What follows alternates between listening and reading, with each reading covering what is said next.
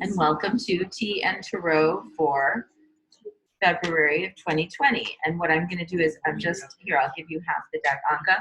We're going to go through our decks and we're pulling out the Devil and we're pulling out the Tower.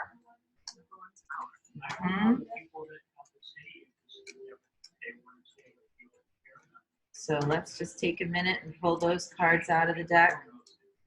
Devil and the Tower. We're not going to be doing any divination using these cards today because we don't want to call it in. But we do want to know what they mean. Okay. Do you have both of them? Oh, you have both of them? Okay, then I don't. Okay, great. So watch it almost like that. So I'm going to just hold these up so you can see them. This is the classic Rider-Waite depictions of the Devil and the Tower. So we're gonna, once we get those out of our decks, let's just take a minute and look at the Devil. And I want you to just look at your Devil card closely and see what sticks out to you. What sticks out to you the most? And you don't have to answer right away, but just look at it, contemplate it, get it in your mind. Like, this is what stands out to me from my Devil card. Okay. All right, so anybody care to share? Do you have your, this is what stands out to me the most? Go ahead, Paige. For me, what stands out to me the most is the flames. All right, so Paige's, there you go.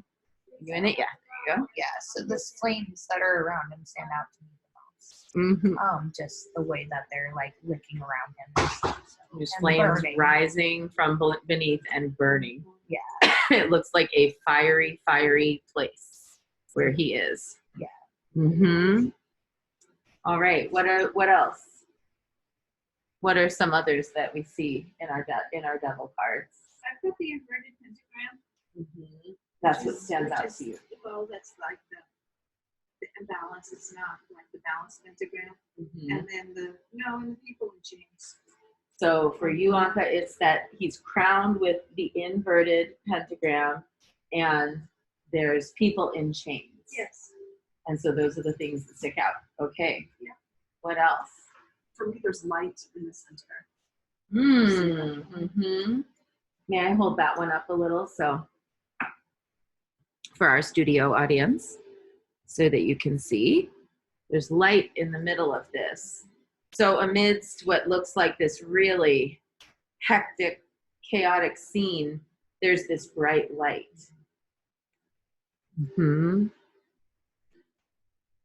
Show that so you can see, because the art on this is quite fine. So, all right, so that's what Laura sees. I think for me, what stands out is there's so many heart motifs in this card that I see. Heart motifs. Yes. Yes. And just the female and the male rising from the flames. Yes. So Bliss pointed out there's this sort of heart shape to this entire card. There's this coming up and around, and then it comes again, and that there at the bottom there's a male and a female, and they're rising up out of the flames in her Devil card. Okay, how about from our studio audience? Anything you care to share, Diana? Go ahead and unmute yourself. Okay.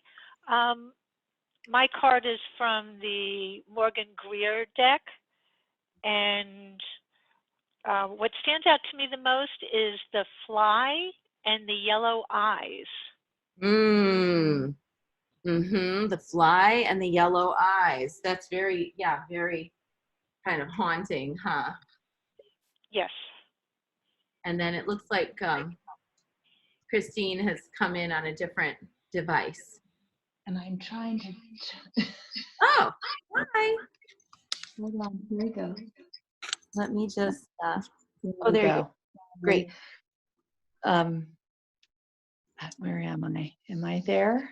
Well, we can hear you, but we can't see you yet. Boy, I'm having fun with my cameras. Well, my card is from that Sears, the light Sears, and it's got a gentleman with his arm facing you. His arm is out, and he's got somebody as a puppet. He's Down. holding a human being as a puppet on his arm. And the human being is holding his head and looking down, like the puppet, like as if like, oh my gosh, overwhelmed or tortured, bound in the mind. bound in the mind. Uh-huh. All right. So I think that's everybody, right? Yeah. Okay. Now let's revisit what we noticed and think to ourselves, how might that be an emblem for something that scares me in my life or something I've experienced in my life? So may I make an inference, Anka? Sure. So Anka mentioned the inverted pentagram being something that really stuck out to her, and the people bound in chains. And one thing I know, if you don't mind me saying so, from conversing with Anka, is that she had a partner in the past who tried to do, what we might call black magic.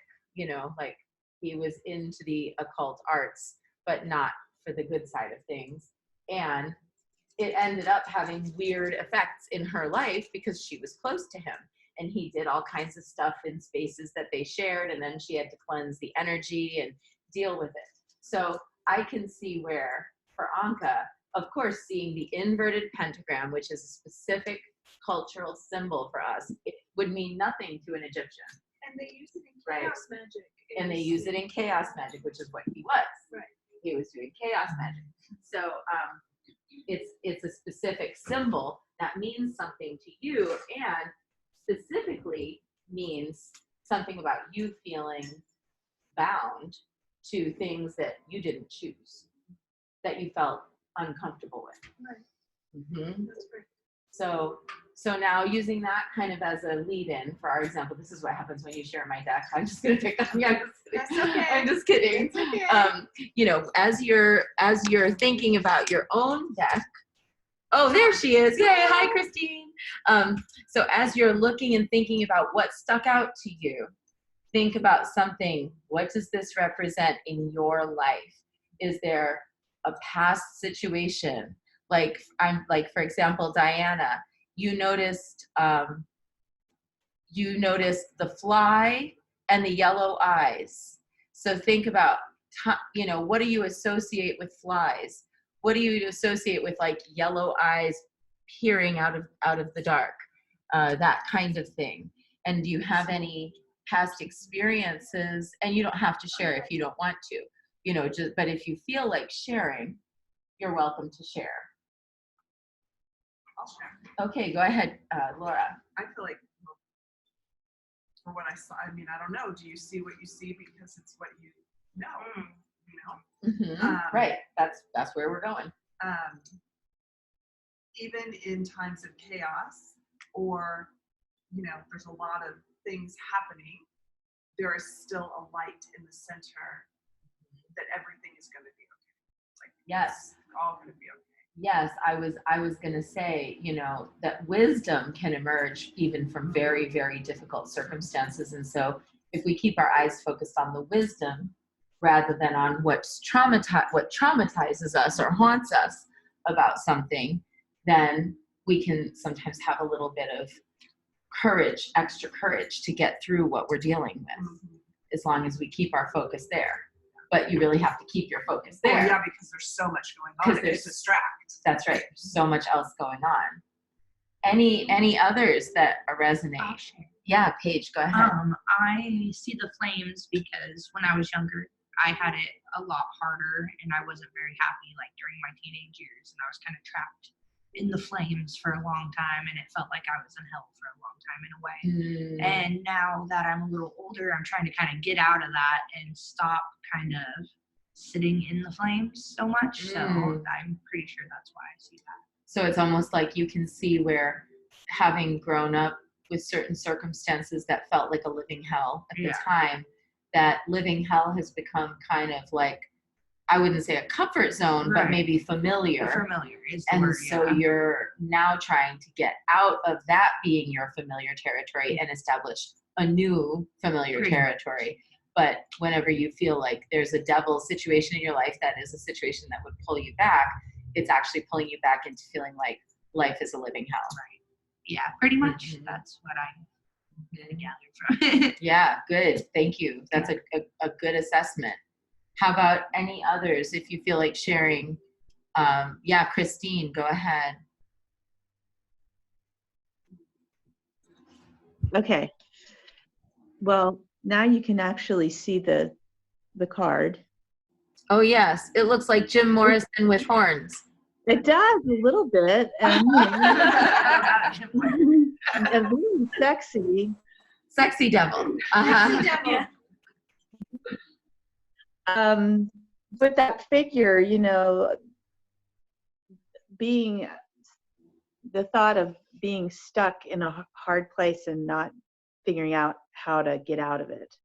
In other words, that bondage of self or bondage, there's just something about bondage for me with that. Like So for you, that meaning of that devil card is literally feeling bound, trapped, or otherwise, contained. Contain some of my own making in the mind, right? The Uh-huh. ego, my mind. Mm-hmm. It could also be to a situation. Yeah, it could be circumstances, like going beyond your control even. Mm-hmm. Good. Thank you. Yeah. And I'd like to say, no matter how sexy that devil card is, there's still the thing that stood out to you was the bondage, not him being like a hot and sexy green man of nature. Even though, he's Jim Morrison half naked on a tarot card. Well, yeah, and it is a little bit of the sexual nature of things too. The sculptural nature of things. I love that. Yes. That we live in a very constructed reality.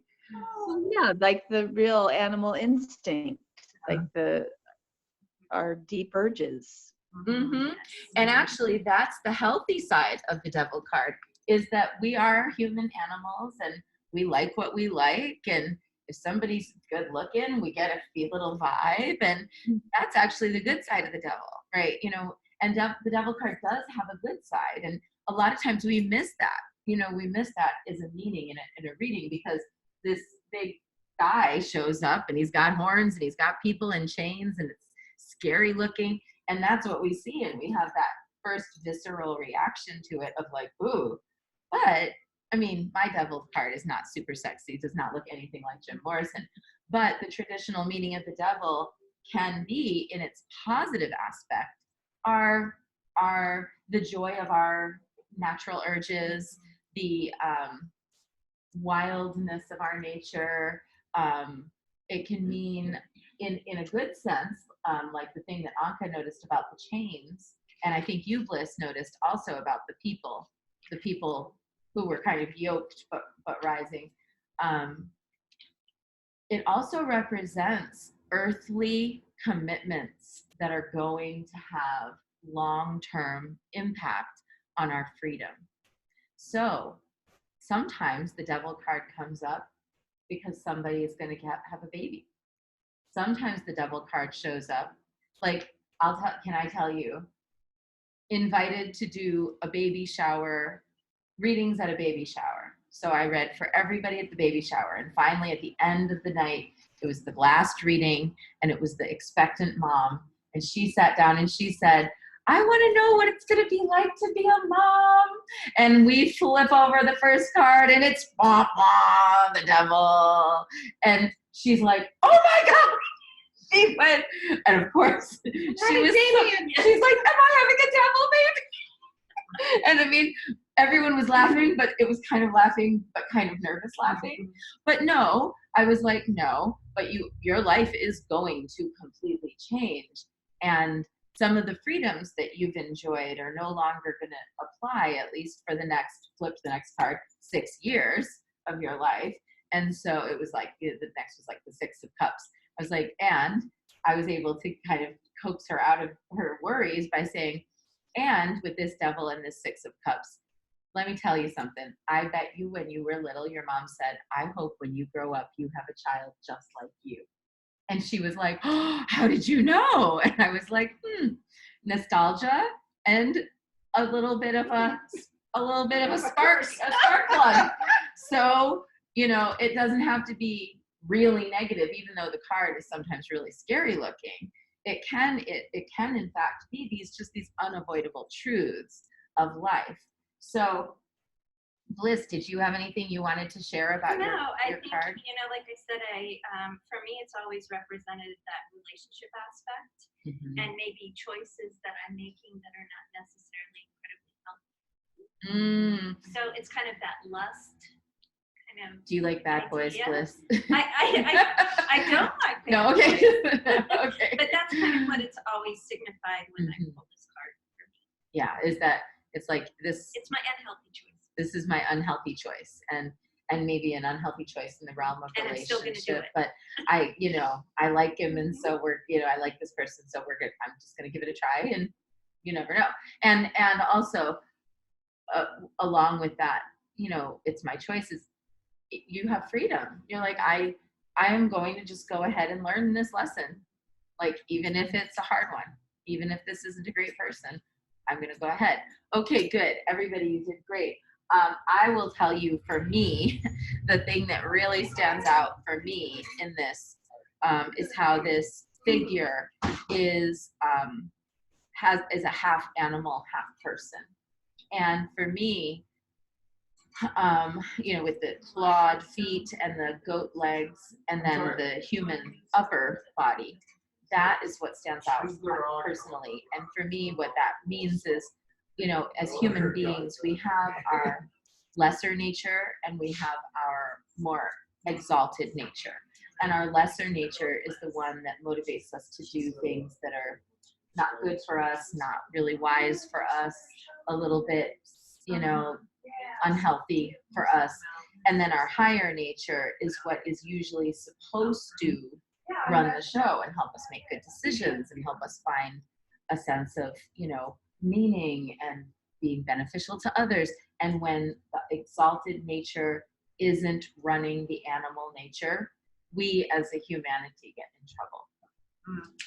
So that's, for me, what stands out. So now let's do a second round. We're going to do the tower. Oh, go ahead, Diana. Oh yeah, Diana has her answer about sorry, I'm so sorry. Go ahead. No, that's okay, because it took a little while for it to come to me.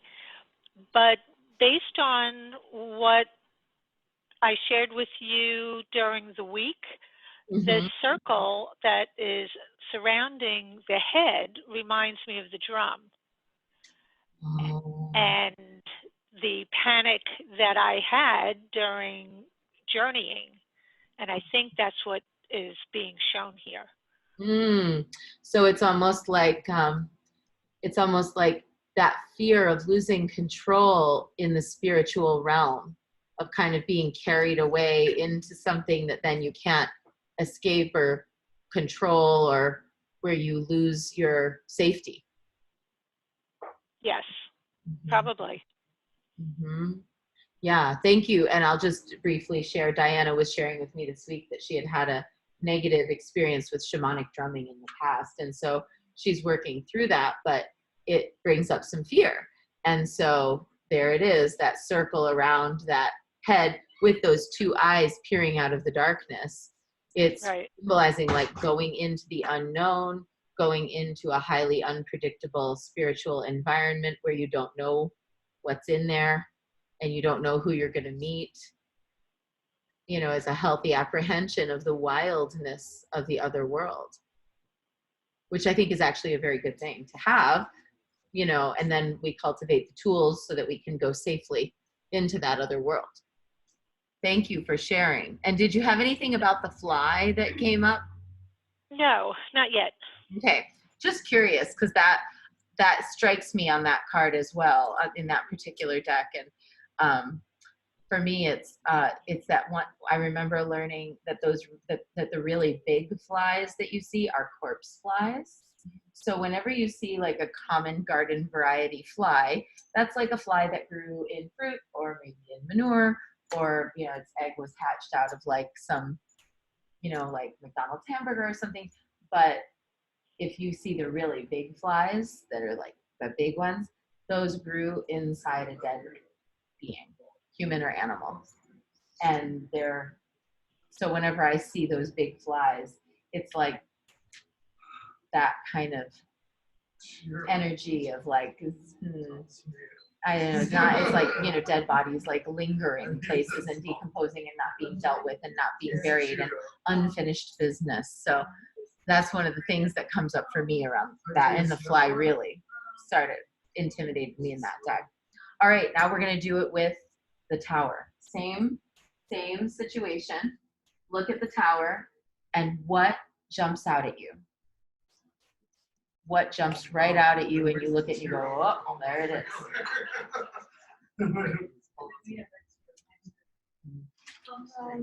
And this thing, I would say it's the whole thing, honestly. Yeah. Because I see the lightning striking the tower. Mm-hmm. It's losing a crown, so it's like losing a head, right? Mm-hmm. And then these people falling. So it's like sudden, something sudden, you know, that's what I see. I'm not going to interpret right now, but I see the whole thing as like, As the suddenness of it. That suddenness of oh yeah, sudden chaos. sudden chaos. Vastly unpredictable things coming into being. Yeah, like, okay, yeah, lightning strikes, the flames are going, and you're falling out. Yeah, good. How about other ones? But if you're saying I'm applying it to clothing or something. I just noticed the sky on mine, the background. All right, may I? I'll probably do it. So Paige notices more than the body falling out of the tower, more than the lightning strike, more than the tower losing its top, she notices there's a sky, a vivid sky behind that tower.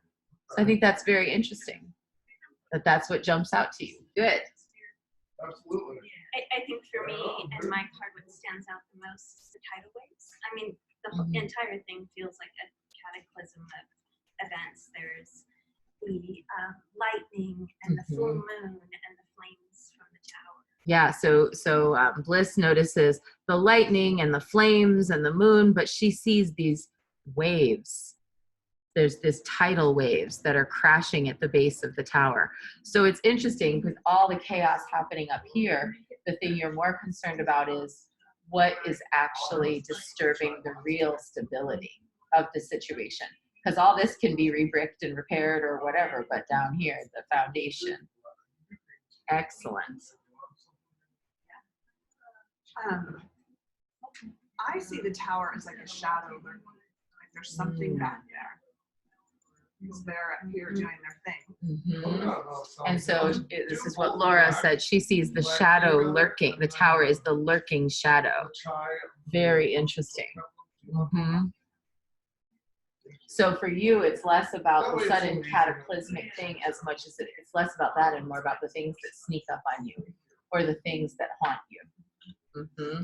I very much see that too. How about online, Diana or Christine? What do you see in your tower? I see the lightning bolt and then that beautiful flash of light, but there's also butterflies and the darkness. So it's almost like some kind of transformative moment.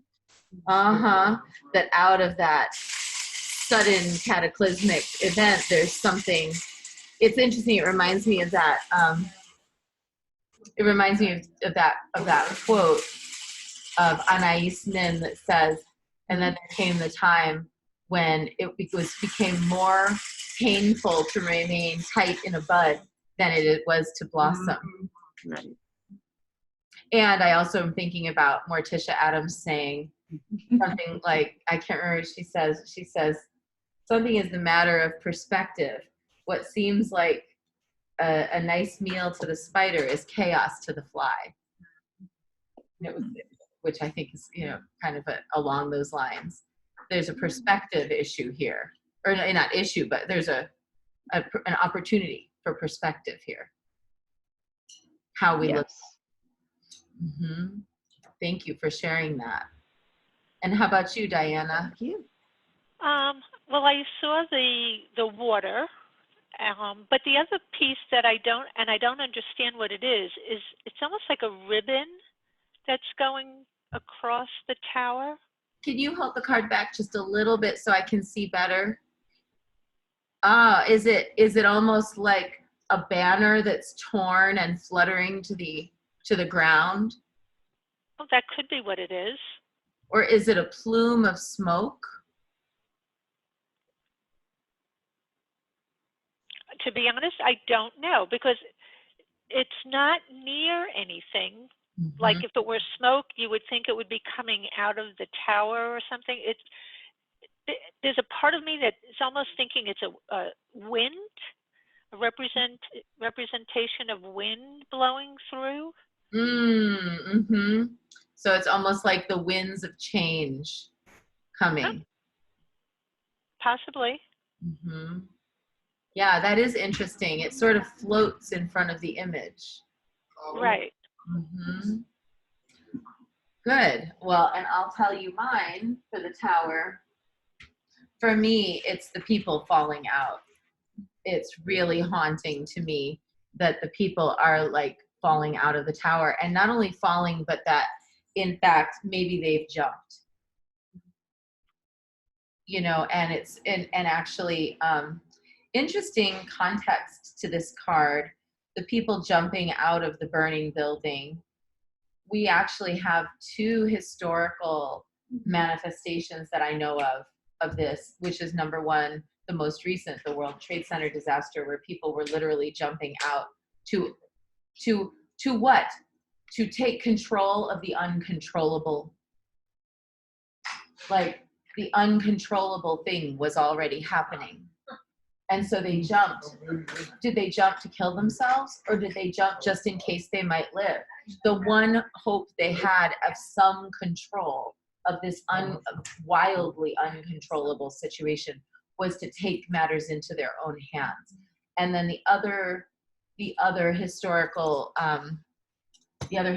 manifestation of it was the Triangle Shirtwaist Factory fire, in which women mostly women who were working in a sweatshop were killed when they were locked in the building and working, and the building caught on fire, and then they couldn't get out. And several women jumped out of that building. And in fact, it's one of the main things that changed labor laws in America, that event. If you ever want to look it up, the Triangle Shirtwaist Factory fire. And a shirtwaist is basically like a dickie. It's a little, what they used to wear them in when they would have like one really nice dress, and then they would get a variety of different little shirtlets that was just like a little like bib, and you'd wear that underneath your dress, and you'd have different colored ones, and so it kind of made it look like you were wearing a different dress. And that was very common at that time, and they were very popular, and there was a sweatshop making them, and that sweatshop had been evaluated as being an unsafe place. Everybody knew it was, a disaster waiting to happen, and then the disaster happened. And to me, what's in common about both the Triangle Shirtwaist Factory fire and the World Trade Center is that everybody in charge at these places had been told that there was risk, and they chose to keep doing business as usual. And so for me, the tower is what happens when we've received every warning that, the former head of the FBI in New York City identified that the number one threat to New York City's security was what would happen if somebody attacked the World Trade Centers. And he was dismissed. His concerns were dismissed. And so he left the FBI and he took a job as the lead of security for the World Trade Centers, and he died in the World Trade Center disaster. He was trying in every way to get people to listen to him, and nobody listened for over a year, and then it happened. It happened a month after he took the job. So that's just one of these crazy stories of that disaster. And for me, it symbolizes, like, you've been told, you had the whisper and you had the warning, and now here comes the clue by 4. Boom. And you're not going to be able to avoid this truth. And I can look at every single bad thing that's ever happened in my life, and I know I had warnings. You know, like, I'm not talking about like a sudden loss but even then, like a sudden loss of a family member, even then I've had warnings. I knew. I had a sense. I can think, and sometimes hindsight is 20/20. You only know later. But part of why we become diviners and prognosticators and prophets and oracles is so that we will get to the point where we do listen to and follow those signs before they become a bigger problem. So, the tower. The devil and the tower together. So, let's just look at these 2 cards next to each other. The pictures are scary. The meanings are grim. Even when you have decent circumstances, nobody likes getting these cards. As a reader, if somebody sits down and they've never had a reading and they draw one of these cards, they don't even need to know anything about tarot to look at that and go, what's that one? Why is that one there? That doesn't look so good. And then it's like, how do I explain this to you? You know, I've been getting it a lot. These 2? Just the tower. The tower. Yeah. Well, You guys been coming up a lot in all my readings. So you know, loving it. It's very interesting because the tower, I drew the tower. I actually have one other thing to say about the World Trade Center, just to say. The woman who taught me to read tarot, she was my secretary at a job I had in New York when I was working at a museum. And she, on the day that the World Trade Centers were attacked, she drew the tower from her deck as her daily draw. And she was like, I don't want this card today. And she shuffled the deck, put it back in, shuffled again, and drew it again. She drew it twice that morning. And that's a really intense, story about this situation. But so the tower and the devil, these are cards and they come up and they're scary and they look bad and they look not so great. So what we're going to do now is we're going to try and look at them with a different view. Why might, Paige, I'm going to pick on you. Yeah. Why might the tower be coming up in your life in a way that was good for you? If we think of the tower as the warnings, if we think of the tower as sudden change, if we think of the tower as, trying to take agency in an otherwise uncontrollable situation, if we look at the tower as something that's going to change your foundation, all of this, what might the tower be meaning that's good in your life? Just pretty much that I need to take charge of my life. I've been getting that a lot along with that, and that I need to make sure that I am in control of my own life and my own actions and stuff. So I feel like it's just more of a strengthened warning. I don't think it's a literal, like, something very bad's going to happen to you. I feel like I keep getting it because it keeps telling me, like, hey, I'm really serious. You need to compartmentalize and, go back to your roots, go back to yourself and work on yourself and stop messing with everybody else's crap.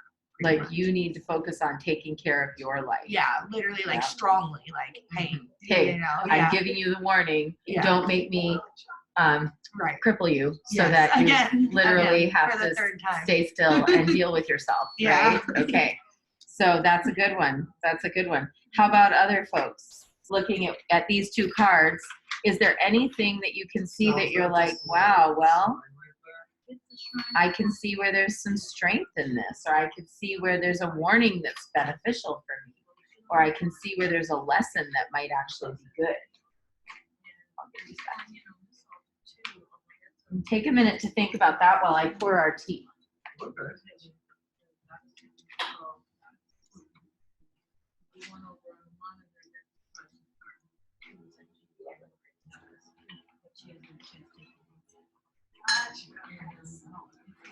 I think you're doing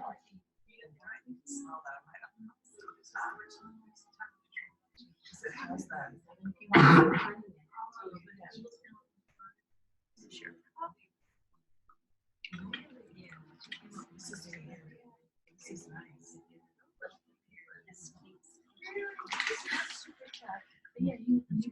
Yeah, I made it kind of mild because we're not in India. They make it a lot spicier there. I'm pouring us little tea, and even though you can't taste it at home, we're cheersing tea with you. So it's very sweet. Is it not hot enough? Oh, I'm like one of those, if it's not scalding. I don't. Oh, I'm sorry. I've talked too long. It's okay. No, it's okay. She I likes let it. mine go almost not cold, but room temperature, and then I know I don't like to burn my tongue, and I do it all the time. But yeah, sorry. It's okay. It's good. Okay, well good. So any other messages where you're like, ooh, this could be a positive? Bliss, you're giving a I nod. think for me, in the tower, there are birds Mm-hmm. flying, and to me, that just represents like freedom, maybe a different perspective. And in both of my cards, there's also a moon, which to me just represents trusting myself, like my core. Yes. So the moon in your deck is like saying there's still a light, and the birds are like on the other side of whatever's happening, there's freedom. You know, and there's positive possibility. I love that. Yeah, I like that a lot. For me, the tower, the people jumping out, that's the thing that catches my attention the most. And on the bad side of it, it's, you know, the desperation of this impossible situation. But on the good side of it is you might make it. You might live. There might be some miracle that happens, and it's worth it to take the leap sometimes, even and especially if it feels like reality is crumbling. So that's a big one for me. I can see that in the devil card as well. In my devil card, there's stars. Stars have always been synchronicities for me. These are actually upright in mine. And they've always been something that's a synchronicity in my life. I see a lot of stars. They're just a really good symbol for me. And for some reason, that tells me to stay out of my own way. Yeah, so Paige is saying the stars, you know, the star is upright. It's not an inverted star. In hers, it's upright, and it's a symbol of hope and following, you know, finding her way. Are you having a hard time hearing? Sorry. Because of the background. Sorry. I know, it's pretty loud back here. I'm just going to say something. Hey, folks, we're just trying to have a class over here, so if you could keep your voices down just a little. Thank you so much. So the devil is for Paige, representing that even amidst the chaos and the turmoil, there's a guiding light. Great. Okay, I so see both cards that way. yeah. Not as a guiding light. Like, you don't, I don't know. The human journey is always going to be fraught with instances like this, and it's how you grow. That's right. You're not going to, you're never going to, you don't get out of this place without things. You don't get out of this place without some scars. Yeah. And you know, for me, in the devil card, the shackled people often really catch my eye. Yeah. And I think of it as, what karma am I willing to accept? Because sometimes you're gonna have to make a decision about, you're gonna say, like, I need to change something in my life, or I need to make something happen, and it may have karmic consequences, but I accept it. If you're willing to accept it and take responsibility for it, And then you say, I willingly shackle myself to this for the sake of the greater good, like a person who go, like the people who go and sit and blockade the trees or the highways, and they chain themselves together so that they can't cut down a tree. They know what they're doing. They know they're going to get arrested. They know they're going to maybe face court. They know they're going to maybe face fines. They know that they might be harmed when they get pulled away, and they know they might fail. And they still go and they defend the trees. I'm so for that. I believe that there are times when we can create that kind of karmic trajectory, and we say it's worth it to try. So when we get these cards in a reading, as I mentioned before, sometimes people go like, you know, and they feel scared. A querent might feel afraid, intimidated, anxious. They see the picture, they see the word devil, and these are very high trigger things. And sometimes what then ends up happening is that as a reader, you, especially if you're an empathic person, you feel their discomfort and you want to minimize that discomfort. And I'd like to invite us today to not do that, to not cloak the discomfort for somebody, but instead to teach them to be brave and face it. So it's not like you're going, oh, and that devil, well, don't worry, it doesn't mean a devil. But instead you look at it and you say, well, we can both see that this is kind of a scary looking card.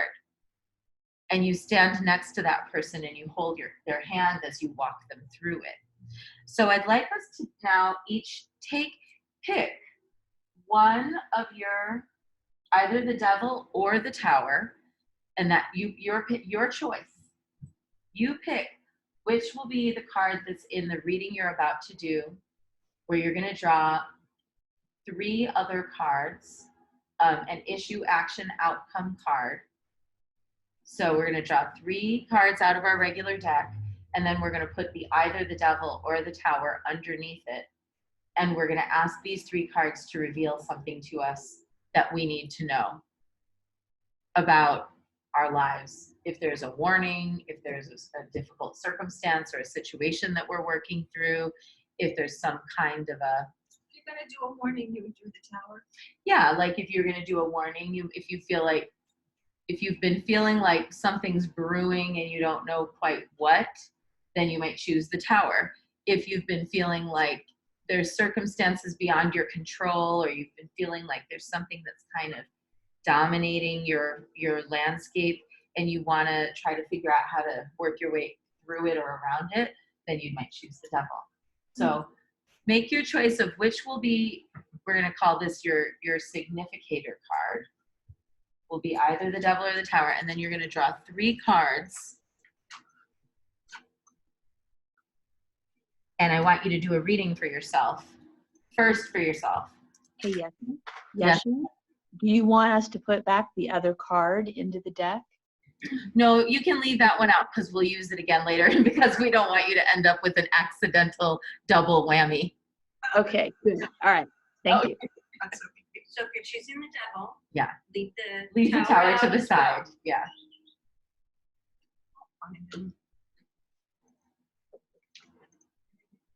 Which one do you would like? I don't know. I don't see anything going on, so I'm wondering maybe I should just go before warning. So, Okay, I'll choose the devil. I'm just choosing whichever one you don't. oh, got it. Okay. And then you'll draw your 3, and then I'll draw mine. I don't see it. Well, See what happens. see what happens. So taking a moment with your cards and drawing your 3, and then when you're ready, flip them over and look at them in relation and ask yourself, what do I need to know? What do I need to know? And this is, you know, we're hoping that it'll be something like not portentous, like, but what do I need to know about my card?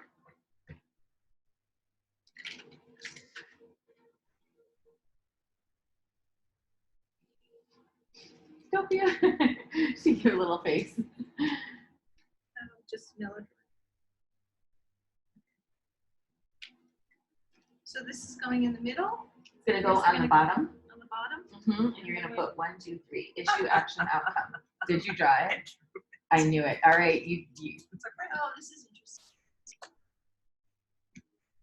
One more. Just that's it. So issue, action, outcome, and regarding sudden change or forewarning or foreshadowing. Right. And may I have the deck? And take a minute and look at your own cards and think about the meanings of the cards or look at the symbols on them.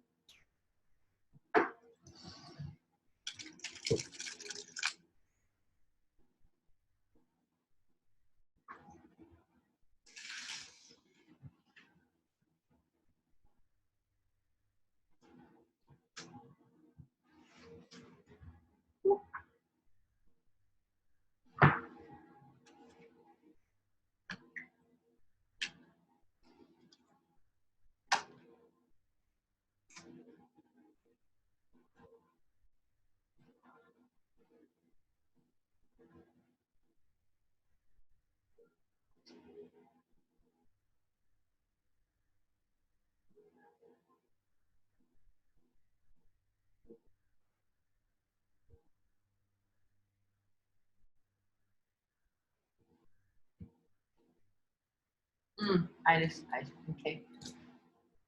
Thank you. Hear you loud and clear.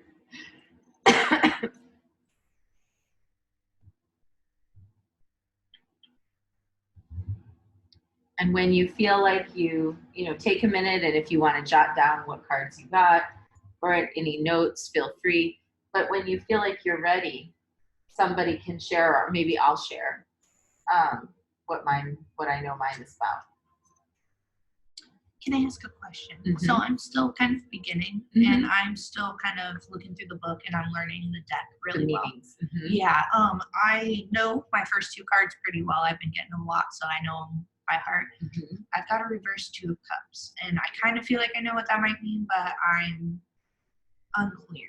Well, the 2 of Cups is usually about marriage and intimate relationships and partnerships, and when it's reversed, it means that something in that is out of Okay, order. so it's just answering my question very well. Okay, Okay, that's all. okay. I was like, cool. Okay.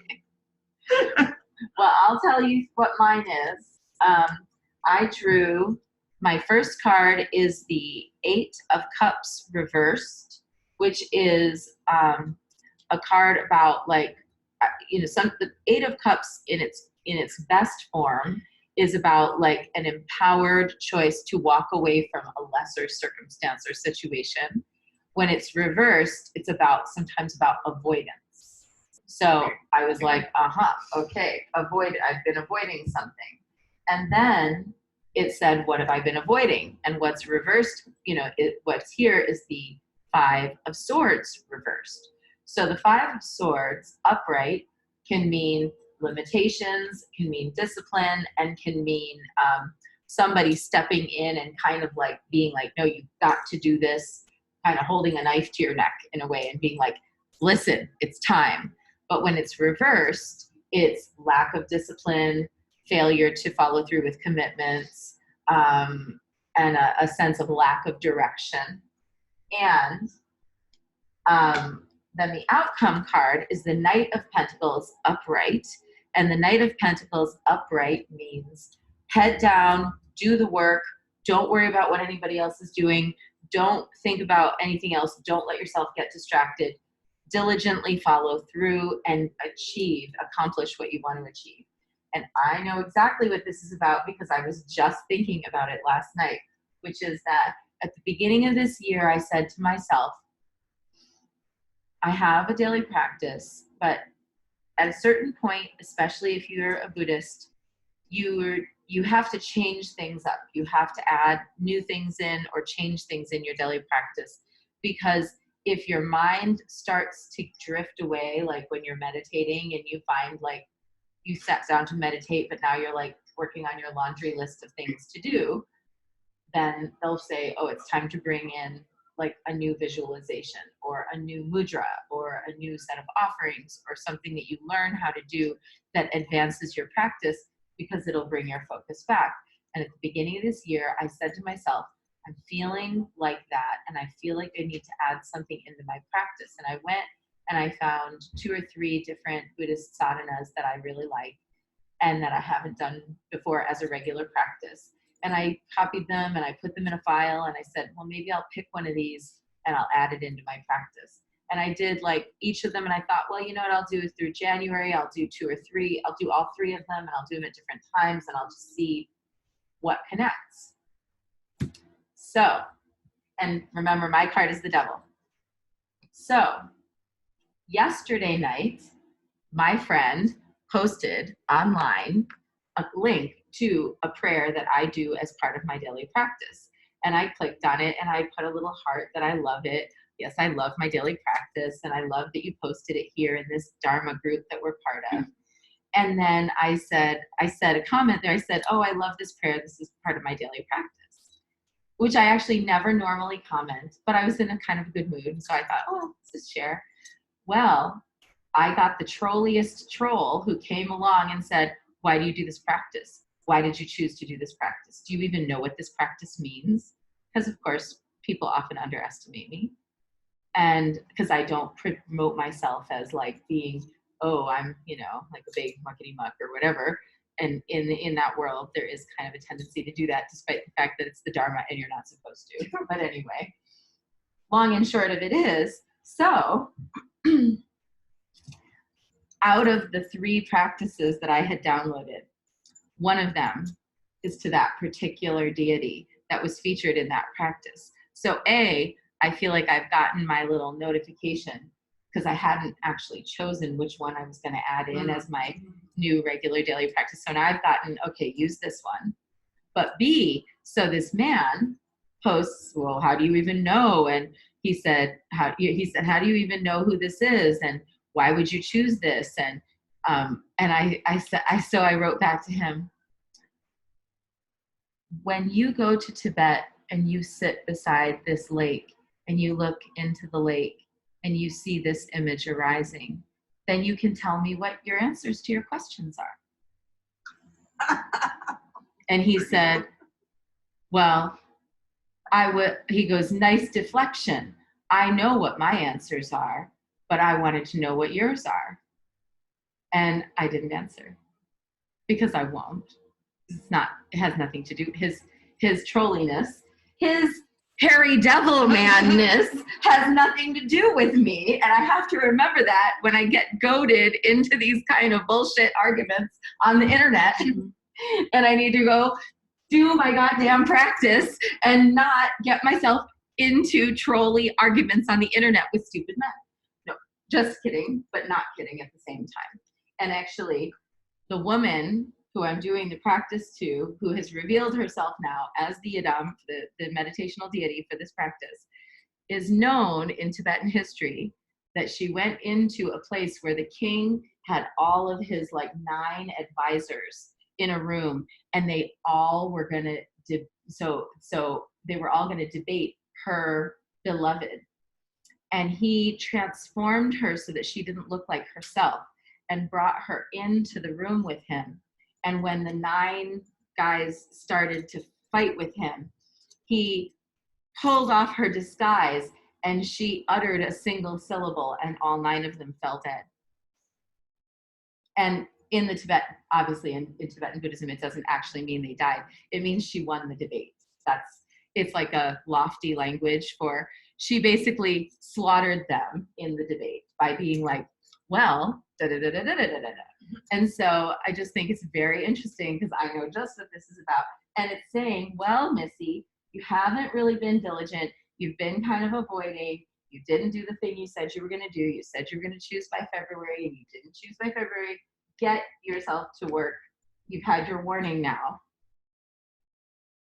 So that's mine. Now you know. How about you? What did you see in your reading? I'll do it. Okay, Laura, go ahead. So I put the devil back in my deck before I knew we weren't supposed to. And I shuffled my cards very well. And I drew the devil first. Of course.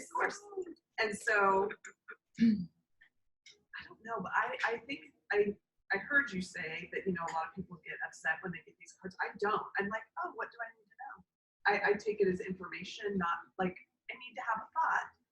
And this is reminding me that I need to have that thought. So I don't get like, I don't know. I know some people do. I mean, I've had people say to me, why don't you take that more? I'm like, I don't know. I just don't know why. But anyway, so the devil. So in my card, I just see like there's chaos, but there's light there, like I said before, but there's also wisdom from the unknown. Somewhere I am going to be shown something. My next card is the sun, so wisdom from the trials. My next card And is illumination. right, I will see.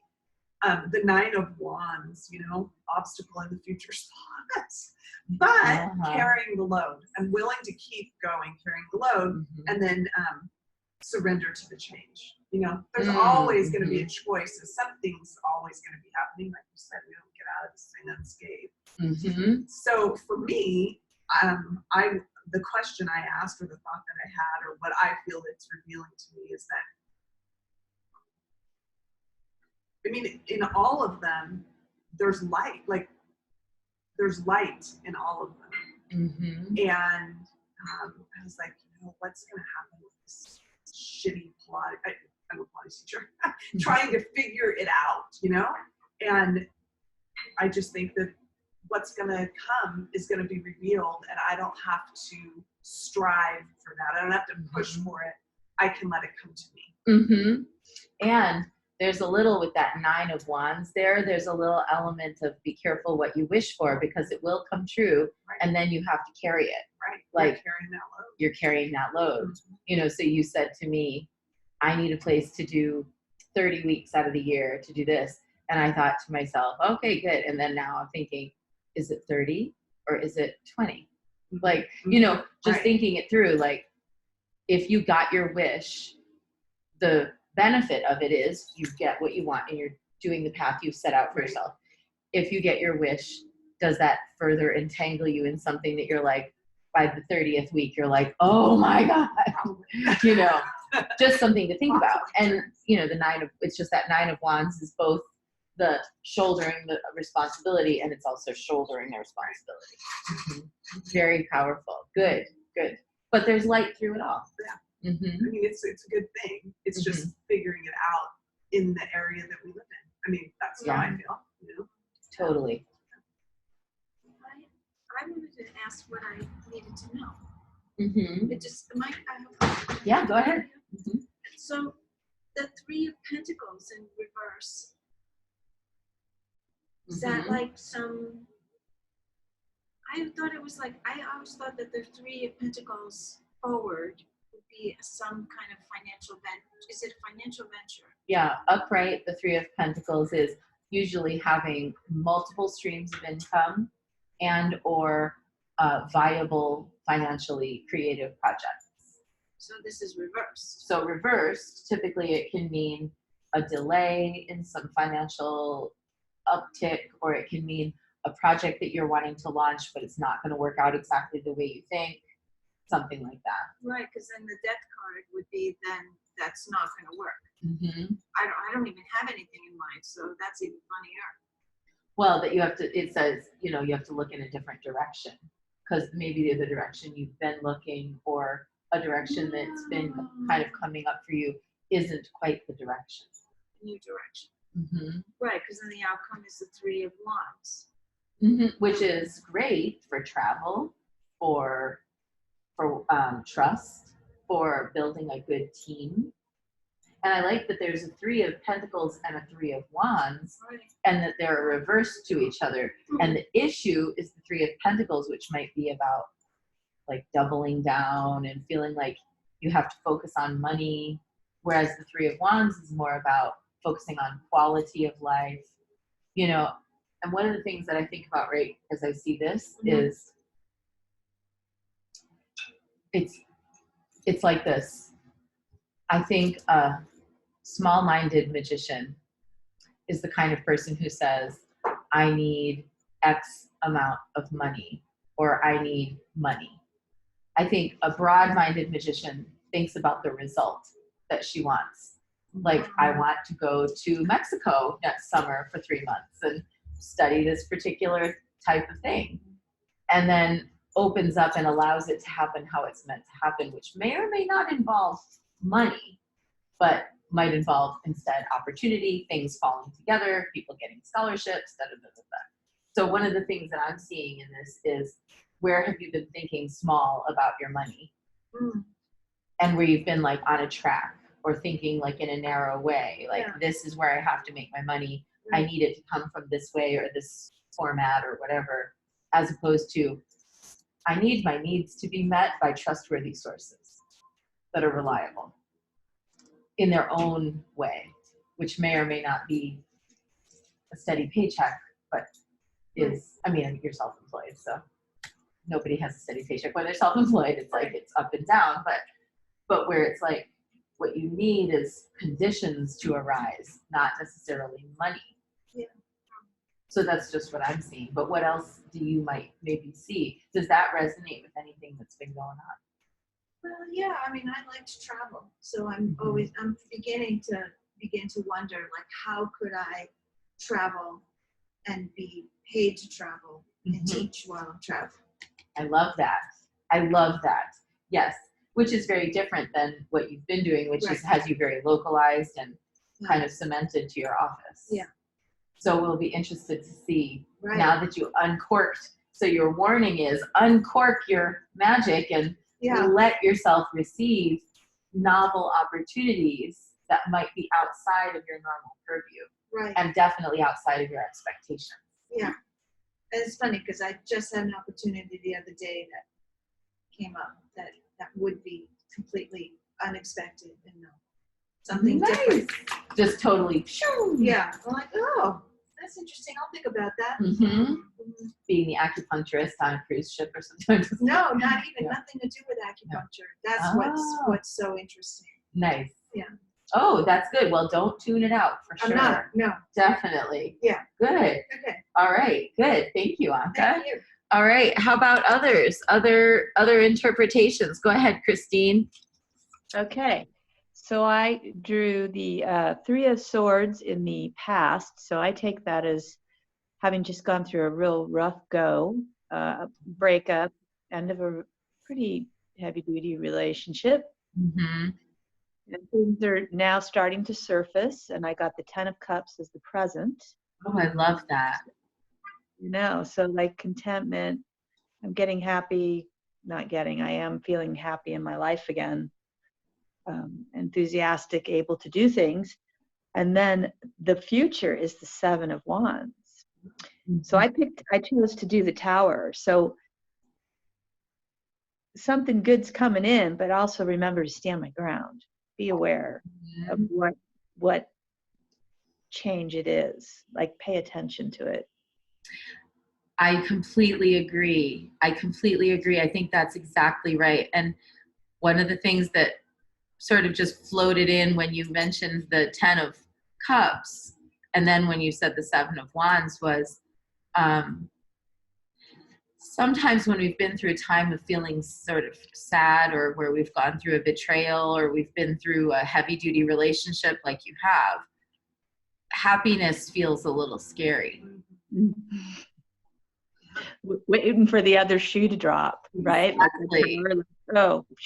And we're all like nodding over here like, yep, I know that one. So where it's like, you know, I would say, and then that 7 of Wands is like, sort of like standing at the threshold of something and going, is it too good to be true? And, well, a little bit, but the image of her, she's looking the other way, but she is illuminated. She's being very centered. That's the like you're saying, that in a couple days. Yeah. Oh, I kept pulling the Temperance and the Moon the last few days anyway. Interesting. An aside, but yeah. So there's something here about like being able to look at something with a healthy suspicion, but not literally blocking the goodness from coming in because you're afraid it's too good to be true. I like that. That Mhm. sounds right.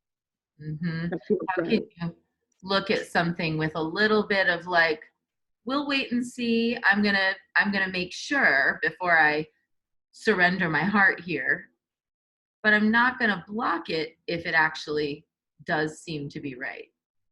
Right, because her hands are at her heart, but then her solar plexus area is radiating. So interesting. Interesting. Very good. I like Thank you. that. Yeah, thank you. Thank you for sharing. Paige, do you have one you want to share? So I got the King of Cups, the Page of Cups, and the Two of Cups reverse. Mhm. I know what these mean. I pulled the Devil card to kind of ask, what obstacles coming up. Pretty much these cards are telling me that my current success and light and growth that sorry, my eyes are watering, that has been going on with me is threatening my current relationship because last Mercury retrograde, my husband and I split up. And then now we're kind of in this retrograde and things are okay between us, but not relationship wise. And he's not growing and going on the same trajectory I am. And so I've already been feeling like it's time to cut things off, but he's giving me a lot of resistance. So not only do they tell me that, they also tell me I need to do it with grace, intelligence, and with, a softness to it, that I can't just go and do what he did and just kind of cut things off and be brutal about it. I've got to handle it in more of a, tactful way so that he's not just betrayed and hurt and goes farther down the bad path that he's going. So. And what are the cards again? The Page of Cups, the King of Cups, and the Two of Cups reverse. I completely agree with that assessment. Cups, cups, cups across the top is all about the heart. Yeah. All about relationship. King of Cups, the person you're married to, literally. Yeah. Like, is that. And the Page of Cups being that it's almost like you married a Page of Cups in a King of Cups body. So his maturity level is like not at that higher level. And then the Two of Cups reversed and that's why you're not matching up. Yes. And what was your significator? Was it the devil The or was it devil. the tower? Mm-hmm. So that's a situation in which you've been shackled Yes. to a circumstance because of because it's you're an married. obstacle. Yeah, and you're legally married. Yes. married. Oh, good. It's useful, sorry. right? Here's my And therapy we're session. breaking through, like we're breaking through some real stuff. Yeah. Paige, we cheering you on, like, and I want to just say, like, I'm just gonna say, because like, let's just be honest, Paige is the youngest person in the room. We're all in our 40s and 50s, and I'm like, Jesus, if I had known what she knows when I was her age, I would be in such a different place. But my journey is my journey. All of our journeys are I've journeys. really fallen in love with the cards. They But- really helped me a lot. Oh, it's yeah. great. Yeah. And I dare say, you can tell. And she's a natural. I mean, really, like when I didn't know what you just said. What you just said about I have to do this in the right way and be tactful about it, but firm. But yes, I know. I didn't know that until I was 35. I didn't know until I was about 45. So Right? I That's mean, we awesome. all have been in our you. circumstances where we were like, and look, I gave my power away. But this is pretty powerful. Oh, I see what's happened here. I was like, why am I turning my thing? It's because one of the children put gum on the altar. Oh. Okay. All right. It's good. It's coming off. So I've been like, why is this coming up? It's because we had a 4-year-old, no, a 3-year-old. Okay. So anybody else care to? Oh, thank you. Yes, Diana, let's hear it. I don't know that I like my cards. I'm working with the Tower. Mm-hmm. My first card is the Seven of Cups, which says to me that there's a lot of choices that I have to make, but I may not be in a position where I want to make them. Mm-hmm. Then the second card I got was the Three of Wands, which says to me that I need to make a plan, and I need to find somebody that I can trust to share my plan with. And then my last card is the Ten of Swords. Uh-huh. That That to me is worse than the tower. And which was your You know, indicator? Was it the tower? yes, And remind me your first two again.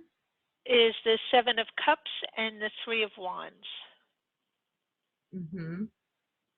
Well, sometimes the Ten of Swords as the outcome, is it upright or reversed? Upright. Sometimes it what the Ten of Swords represents is dissolution, things dissolving and changing shape. Sometimes it represents ruin and difficulty, but sometimes it represents, because the Ten of Swords is another of these, like the Tower and the Devil. It's one of those cards you don't want to see it coming, but sometimes what it means is the universe steps in and says, this person has been through enough, and now we're bringing that to an end for her own good.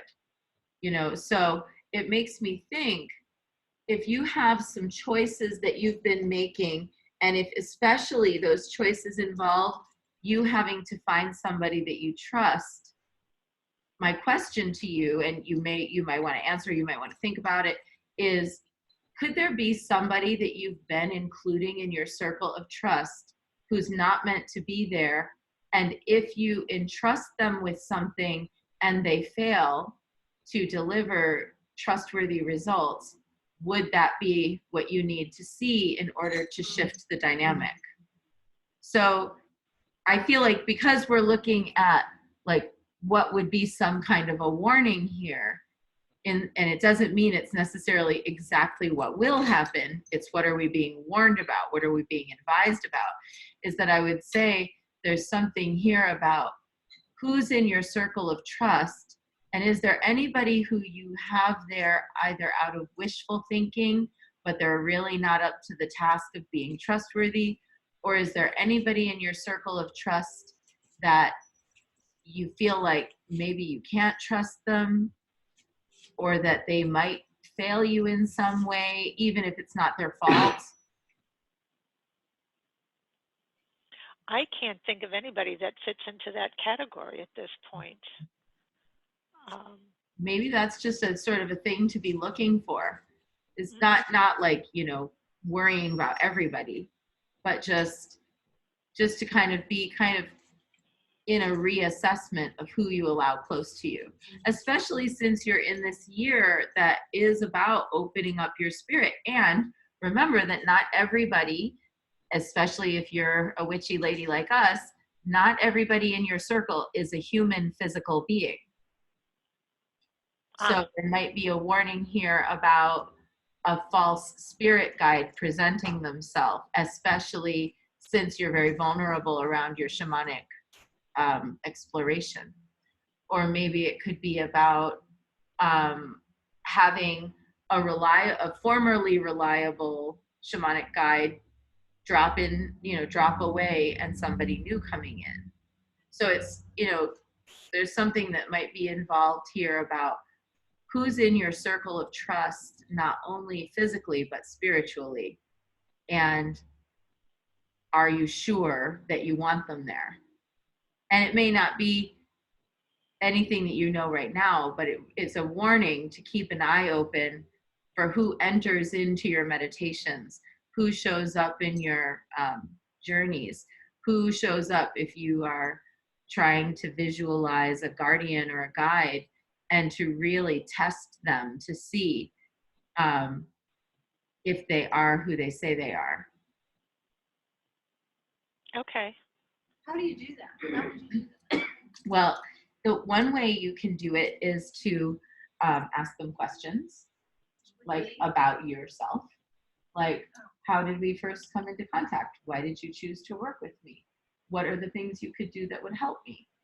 And just sort of like in your meditation or in your visualization, ask them questions. Because if they start promising you the things that they think you want to hear, it's just like a human. You go, oh, right. Or if they say something like, all you have to do is pledge your life to me, and I'll, That would be obvious. right, then that would be obvious. Subtle ways. But more subtle, in a more subtle way, you kind of look for, is there a kind of a sense of them wanting something? Or is there a sense of them feeling overly protective? Like if someone comes into your sphere, Diana, and is like overly protective, could that turn into them trying to be controlling? And that goes for humans as well as for spirits. Oh, especially. But especially for spirits. Or you might, you know, one of the guidelines that I've given for folks in shamanic journeying is to see if somebody shows up 3 or more times. And if they show up reliably 3 or more times and they're benevolent each time, then it's like, okay, this might be worth walking down the road and exploring this further. But a lot of times, just like, you know, just like humans, a predatory spirit is purely opportunistic.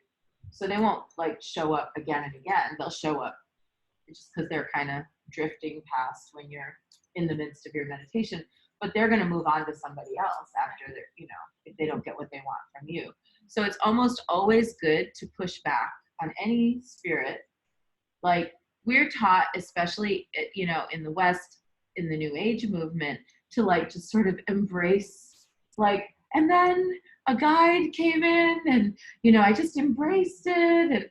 And that isn't actually what a traditional practitioner would say to you at all. They would say, you know, push back a little bit, see what's there.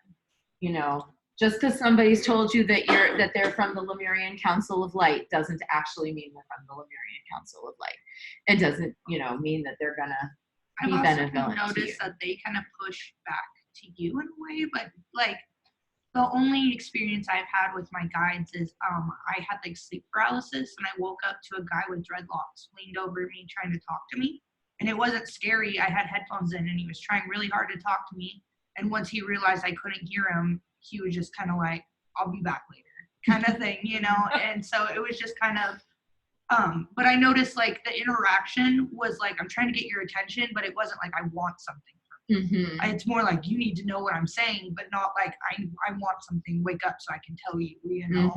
So there was no sort of sense of like me. Or like, not even an yeah, urgency. It's just more like what I'm saying to you is important, but you'll get it when it comes kind of thing. Yeah. And just like with every relationship, it's built with trust.